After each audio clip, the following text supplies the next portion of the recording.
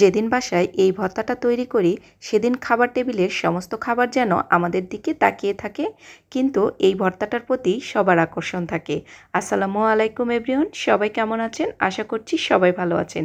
আজকের এই ভর্তা রেসিপিটি খুবই দুর্দান্ত, আপনারা বাসায় তৈরি করে দেখবেন। ভর্তাটা করার জন্য এখানে নিয়েছি একটি মিডিয়াম সাইজের তেলাপিয়া মাছ। মাছটাকে ভালো মতো করে ধুয়ে মাঝখানে একটু কেটে নিয়েছি। এখন আমি এর মধ্যে কিছু মশলা দেব। হাফ চা চামচ পরিমাণ লাল মরিচের গুঁড়ি, হাফ চা চামচ পরিমাণ হলুদের গুঁড়ি, আর হাফ চা চামচ পরিমাণ লবণ, আর দিয়ে নিচ্ছি হাফ চা চামচ পরিমাণ আদা রসুনের পেস্ট। এরপর সব মশলাগুলোকে হাত দিয়ে একটু ভালো মতো করে মেখে নেব। এখন এই মশলাগুলোকে এই মাছের মধ্যে ভালো মতো করে লাগিয়ে নিতে হবে। কাটা অংশগুলোর মধ্যেও এই মশলাটাকে ঢুকিয়ে নিতে হবে। তো ভালো মতো করে মাছটাকে আমি মশলা মাখিয়ে নিয়েছি।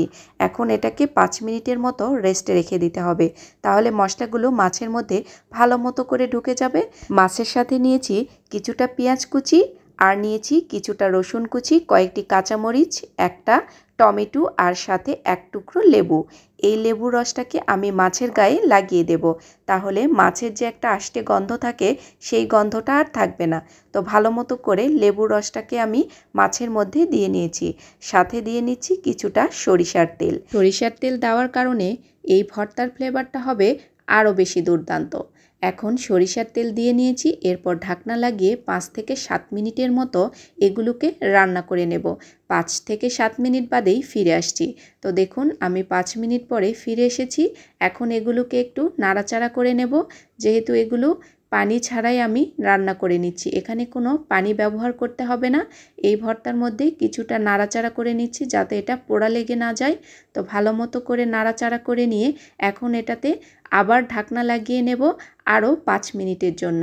তো এভাবেই কিন্তু এই ভর্তাটাকে তৈরি করে নিতে হবে। তো মাছের এই পাশটাতেও আমি একটু লেবুর রস লাগিয়ে নিচ্ছি। তো এখন আবার ঢাকনা দিয়ে দেব 5 মিনিটের জন্য। 5 মিনিট বাদেই ফিরে আসছি। তো 5 মিনিট হয়ে গেছে।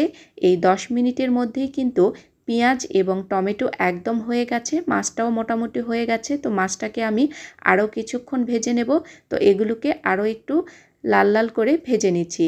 তো এগুলো ভাজা হয়ে গেছে। এখন আমি এই পেঁয়াজ এবং কাঁচামরিচের টুকরোগুলোকে উঠিয়ে নিচ্ছি প্যান থেকে। এরপর এই মাছটাকে আরও কিছুটা সরিষার তেল দিয়ে একদম কড়া করে ভেজে নেব। তো মিডিয়াম আঁচে এই মাছটাকে আরও 3 থেকে 4 মিনিট ওলটপালট করে আমি ভেজে নিয়েছি। মাছটা ভাজা হয়ে গেছে। এরপর এটাকে ঠান্ডা করে আমি কাঁটাগুলোকে বেছে নেব। তো বড় বড় যে কাঁটাগুলো আছে এই কাঁটাগুলোকে বেছে নিতে হবে। আর এই ভর্তাটা করার জন্য এই মাছটা ব্যবহার করলে বেশি ভালো হয়। তবে আপনারা চাইলে যে কোনো মাছ দিয়ে কিন্তু এই ভর্তাটা করে নিতে পারবেন। তো এখন আমি টমেটোর উপরে যে খোসাটা আছে সেই খোসাটাকে ফেলে দিয়েছি।